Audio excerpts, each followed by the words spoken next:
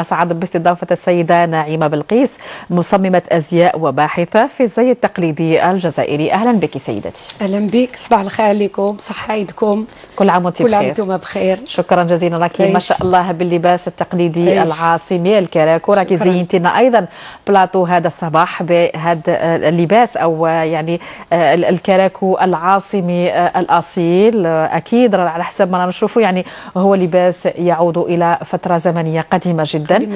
نبداو شكون هو القديم فيهم أكثر سيدتي؟ هذاك اللي قدام. نعم. عنده دوكا هذاك. شحال عمره اللباس هذا التقليدي؟ عمره دار 230 سنة. نعم 230 سنة. وانتي محافظة عليه؟ الحمد لله. يعني نعم. الناس نحوس ندير ابحاث عليهم. نعم. والناس يجيبوا لي فوالا. وتقومي بعملية حفظ هذا اللباس التقليدي الأصيل الجزائري. مثلا الكراكو الأول شحال قلتي في عمره مثلا؟ 230 سنة. نعم 230 سنة. الكراكو الثاني لو قدامك ربما؟ لا هدايا. نعم. هدايا عنده 80 سنة. نعم 80 الله يبارك سنة. الله يبارك. يعني 80 سنة راهو محافظ على اللون، حتى الطرز راهو محافظ على لونه أيضا. باسكو بكري كانوا يخدموا بالشعره تاع الذهب. نعم. طرز ذهبي. نعم. دوك ولينا العصري تما بخاتيك كما نعم. نقولوا. نعم. بخاتيك تم يوجد الكراكو ماشي كما بكري يتخدم باليد. يتخدم فوق الطبله. نعم. مع اللشفه يتخدم بالطابله بالمجبود. كما نعم. هذا تاع المجبود. نعم. تاع المجبود هدايا. نعم. وعنده 80 سنه. هذيك اللي قدامك تاع 230 سنه مخدوم باليد. وفيل دور. يعني خيط تاع مصنوع من ذهب. نعم الذهبي. وهذايا وهذا عنده 75 سنه. نعم ما شاء الله.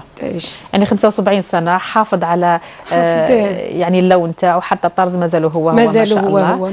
نعم. لكن مختلف ربما القصة نشوفوا على مستوى الأيدي، على مستوى أيضا الرقبة القصة تختلف. القصة تختلف بيان سور. تختلف لاكوب كل وحدة وكيفاش.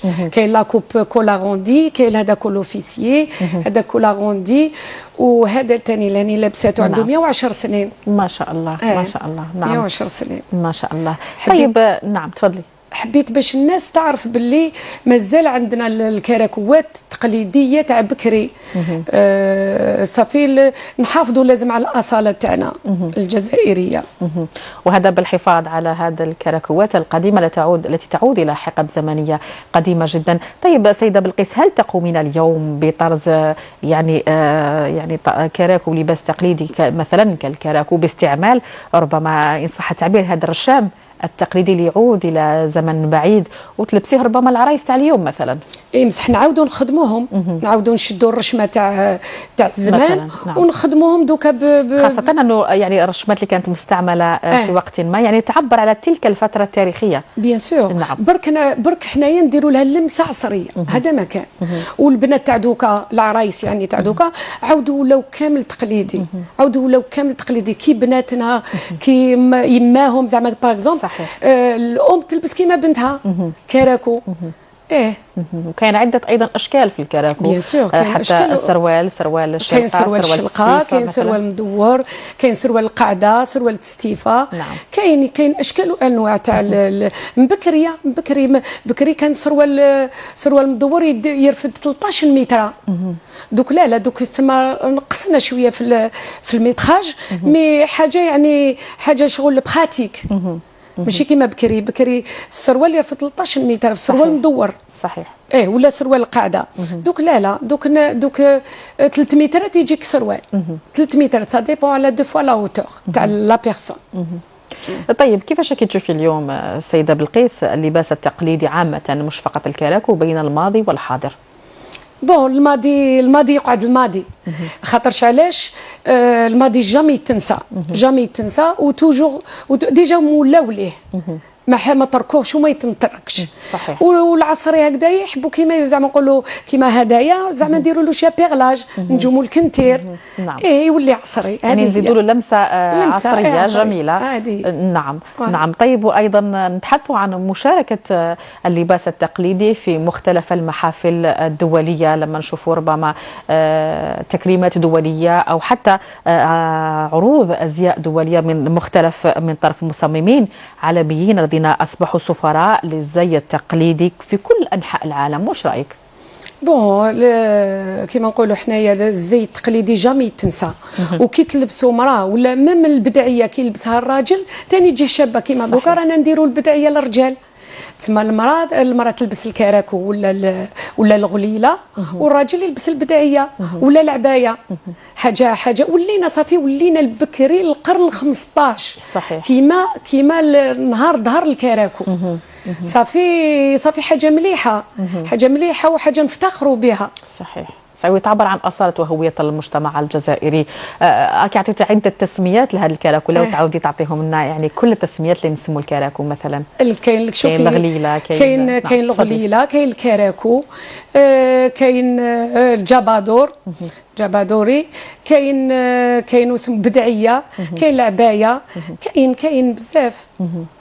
واليوم انا نشوف خاصة في الأعراس الجزائرية، نشوفوا الكثير من الشابات أيضا راهم يرتديوا اللباس التقليدي بكل افتخار. واش قلت لك؟ قلت لك من الأول، قلت لك دوكا الأم تلبس مع بنتها الكراكو.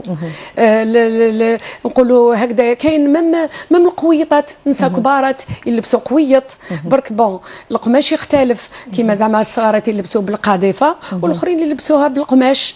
كاين اللي ما تحملش، كاين كل وحده كيفاش. تقول لك القماش فوالا، تقول لك القاذفه تسخني، ماذا بها تلبس بالقماش ثاني يجي كيف يجي الطرز ديالو شباب وهايل. حتى البدرون ايضا. البدرون، نعم. البدرون ثاني تلبس مع الكراكو مع الغليله اكثر يجي ثاني. نعم. والسروال الشلقه كي تعرفي هذاك.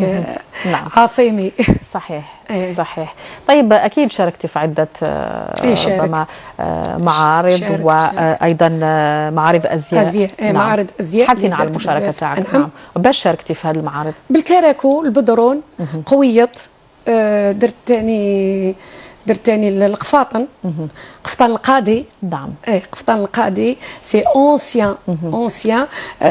زعما باغ اكزومبل كيما هذا الكراكو بيدو يد القاضي. يد القاضي. نعم. نعم. يد القاضي. تسمى حاجه مليحه. عاودنا ولينا لونسيان كيما هذاك تاع 230 سنه. هذاك عنده اون مونش كافاليير.